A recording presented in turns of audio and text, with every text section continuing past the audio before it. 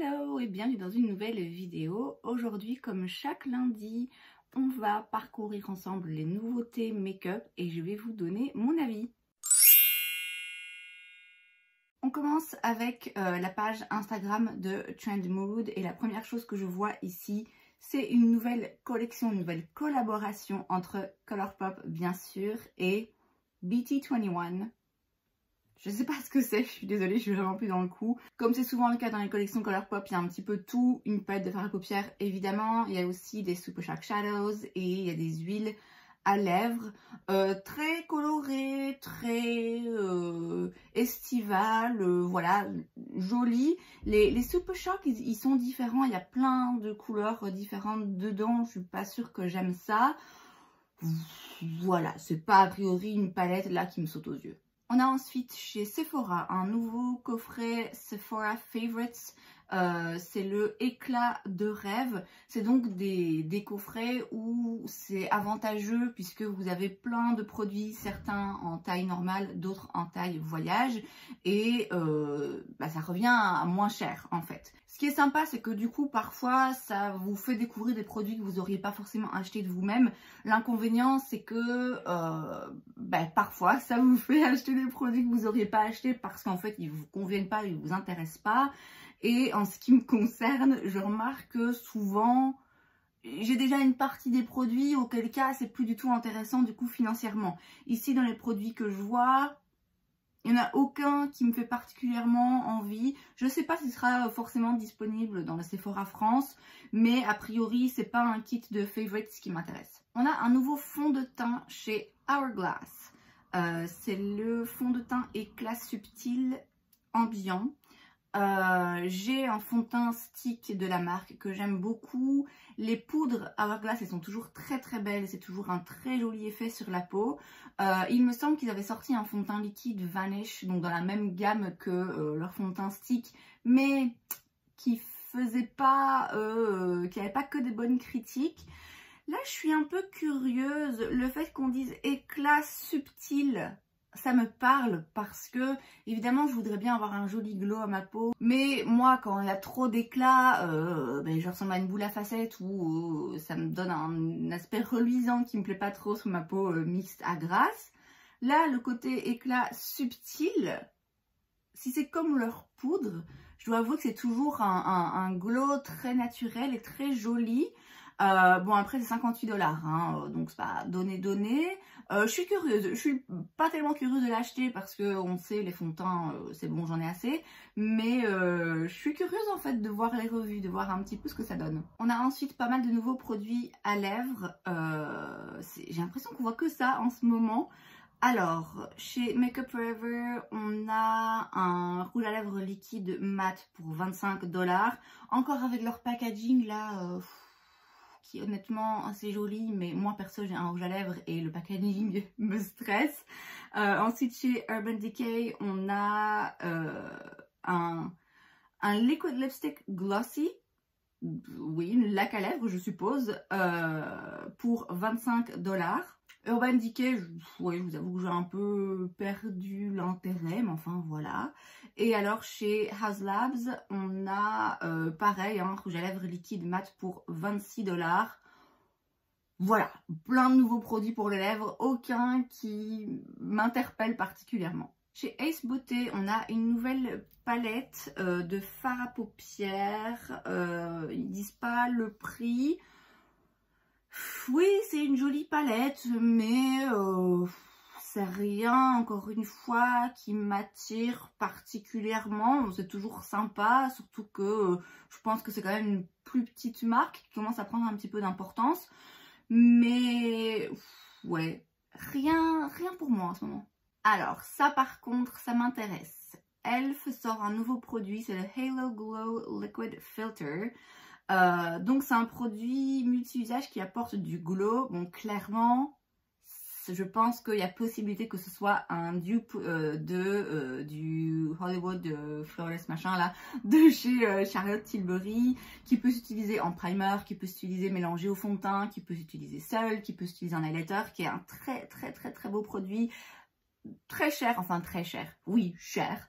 Là, s'il y a moyen d'avoir un équivalent pour 14 $, on dit pas non. Donc ça, je suis curieuse.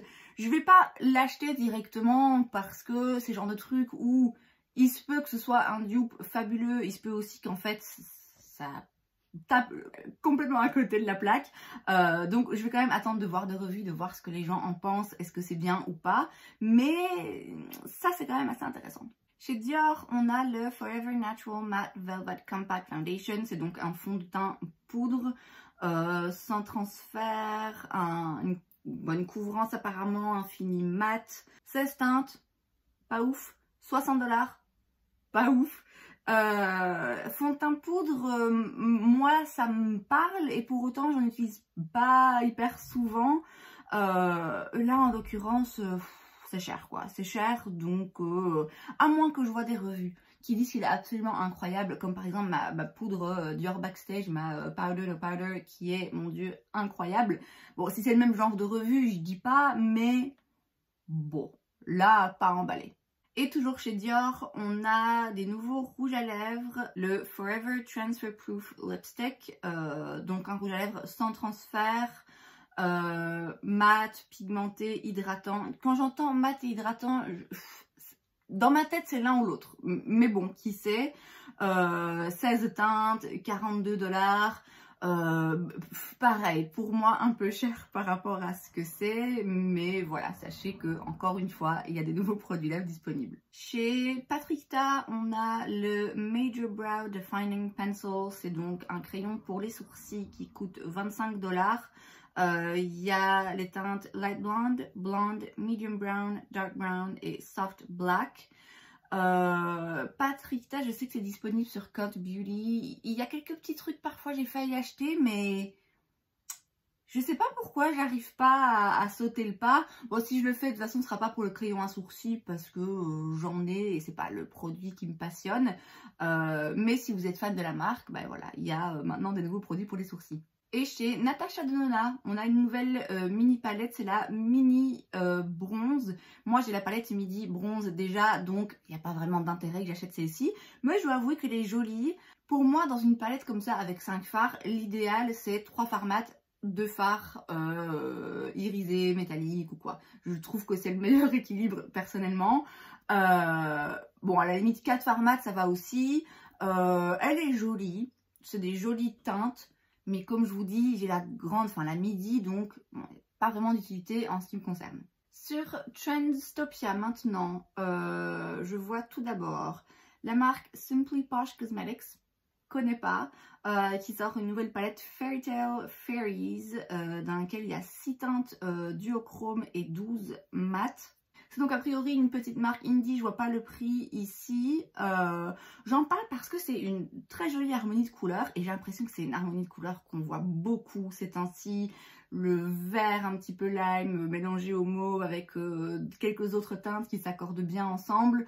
C'est le genre d'harmonie qu'on voit revenir beaucoup. Donc si vous connaissez la marque et qu'elle vous intéresse, il y a cette harmonie de couleurs que je trouve très jolie. Chez Blend Bunny Cosmetics, marque dont j'ai déjà entendu parler, on a la palette Primal.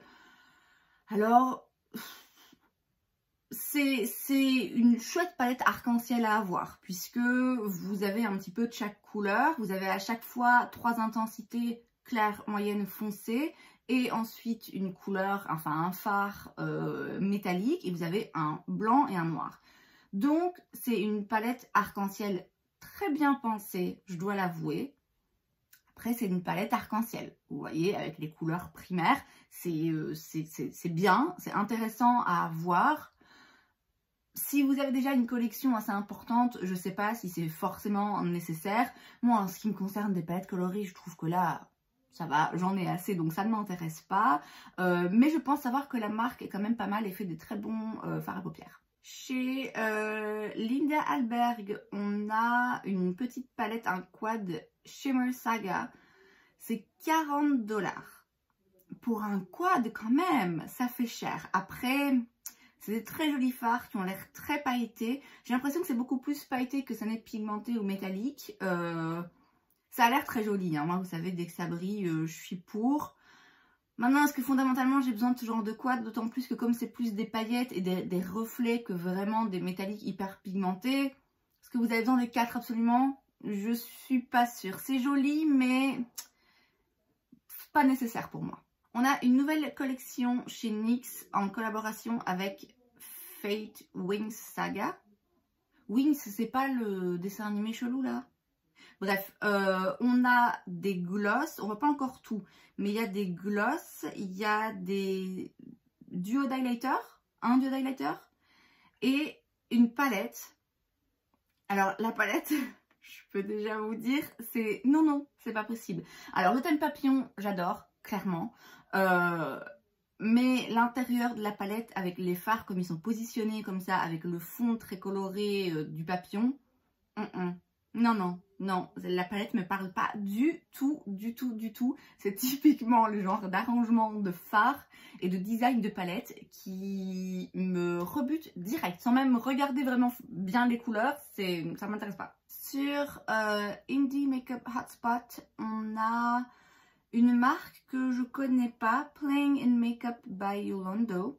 J'ai jamais entendu parler. Il y a des liners colorés. Moi, liner coloré, j'ai ce qu'il me faut. Et il y a une palette avec 36 couleurs. Alors, c'est le genre de palette. C'est très coloré, très joli. Ça attire le regard. Mais j'ai l'impression qu'il y a des teintes qui se répètent un peu. Et pour moi, c'est le genre de palette où c'est pas bien rangé. La façon dont les fards sont disposés... Moi, il y a des gens qui aiment que ce soit fait comme ça, mais moi, ça va un peu trop dans tous les sens, quoi. Je trouve que quand il y a autant de teintes, autant de couleurs, dont certaines couleurs qui sont quand même très proches, il faut changer l'agencement. Moi, ça me convient pas du tout. Du coup, ça donne un petit peu l'impression des palettes Makeup Revolution. Vous savez, vous avez plein de fards et en fait, il y a genre 5 fards les mêmes. Et finalement, chaque palette finit un peu par se ressembler. Donc voilà, j'en parle parce que c'est une marque que je connais pas et je trouve ça bien de mentionner les petites marques indie comme ça dont on n'entend pas trop parler. Mais en ce qui me concerne, il faut qu'ils fassent quelque chose dans le rangement des fards là. Et écoutez, c'est tout ce que j'avais à partager avec vous aujourd'hui. Alors, je filme d'habitude ma vidéo Will I Buy It du lundi, je la filme le dimanche pour avoir le plus de matériel disponible, le plus de nouveautés dont je peux parler. Là, j'ai fait un petit changement dans le programme et finalement, je le filme le samedi. Est-ce que c'est pour ça que j'ai l'impression qu'il y a moins de choses ou est-ce que parce que simplement c'est les vacances donc du coup il y a moins de lancements? Il y a évidemment d'autres choses dont je vous parle pas parce que je parle pas absolument de tout sinon ça devient un petit peu répétitif. Mais je dois avouer que pour le coup il y a peu de choses qui m'ont intéressée cette semaine et je trouvais qu'il y avait peu de choses dont j'avais envie de parler finalement. Et c'est donc tout pour cette vidéo, j'espère que ça vous a plu. Si c'est le cas, n'hésitez pas à laisser un like. Vous pouvez aussi vous abonner à ma chaîne parce que c'est gratuit, donc pourquoi pas. Et moi, je vous vois la prochaine fois. Bye!